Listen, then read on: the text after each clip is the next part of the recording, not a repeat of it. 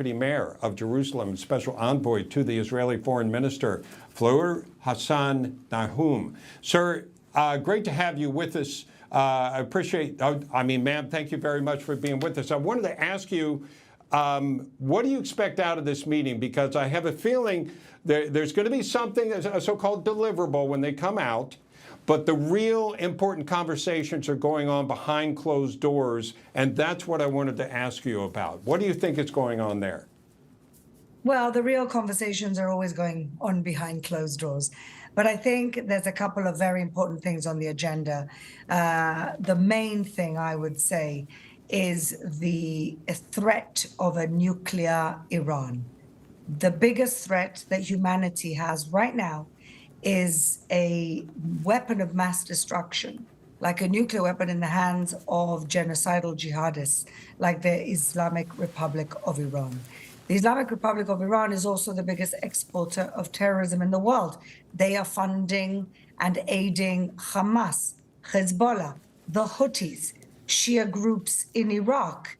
And so we can continue playing whack-a-mole, or we can really together face the real enemy of humanity, which is the Islamic Republic of Iran.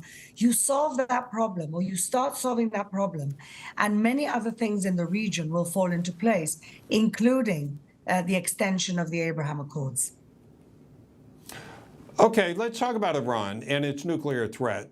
Because of past efforts by Israel to take out its capability of refining nuclear material and producing a bomb, they've gone underground.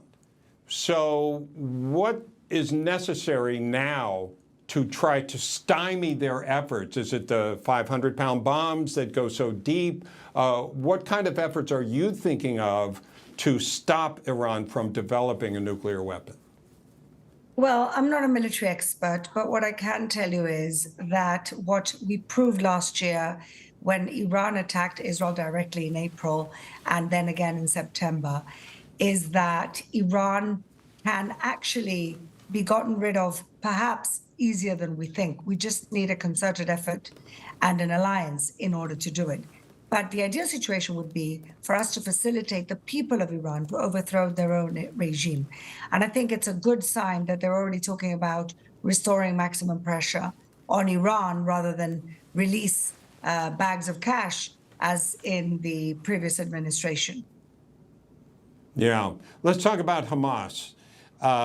It seems like we're at a point where now there's a supporter for Israel and for Benjamin Netanyahu in efforts to neutralize Hamas once and for all.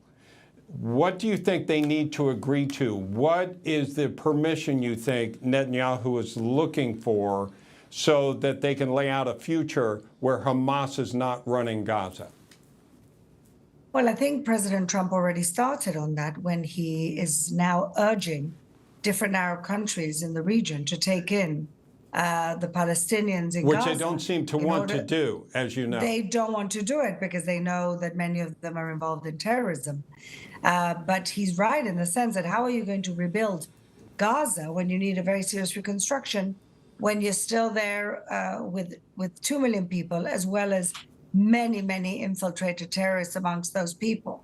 So he has a point, and he also has a point in that most countries around the world, when there's been a war, have taken in refugees. Egypt, which borders Gaza, hasn't taken in one refugee. Why is that? Why aren't they responsible? And ultimately, we have to really lay the responsibility on the regional partners, many of them who've been egging on the Palestinians for many, many years and have got a lot to do with the current situation. So that's the beginning. The main thing is that President Trump understands that Hamas cannot remain in power because it will continue to be an existential threat for the state of Israel. What the alternative to Hamas is, I see in a regional arrangement with the extension of the Abraham Accords, perhaps bringing in the Emiratis or the Saudis to the reconstruction of Gaza.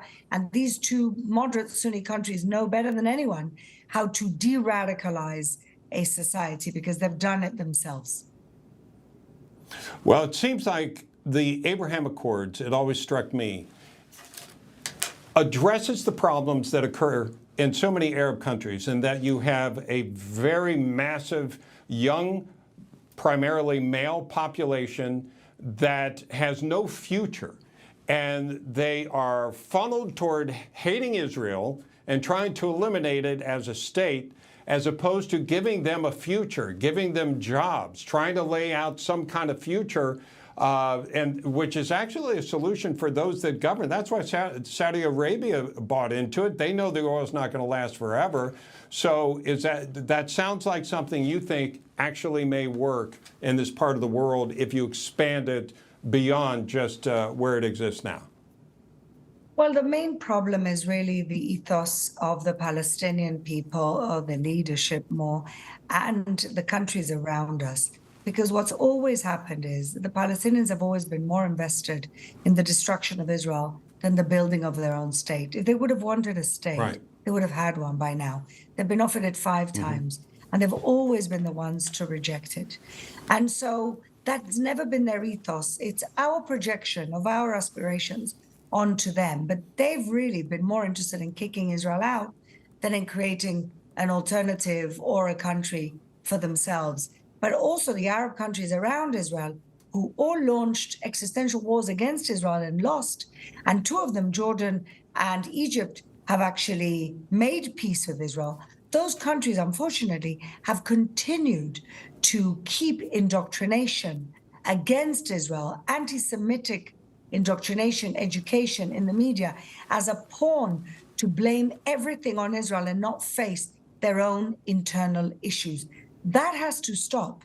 And America, with a strong leadership from President Trump, can really say to these countries, you know, the time is up, the gig is up. You can't continue to take American dollars, American help, whilst continue to demonize our ally, which creates a situation where the next generation continues to demonize Israel. And that is something which is in the hands of the American administration and of President Trump.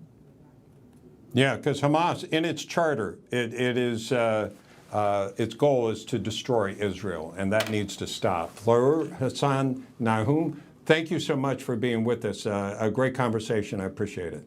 Thank you so much.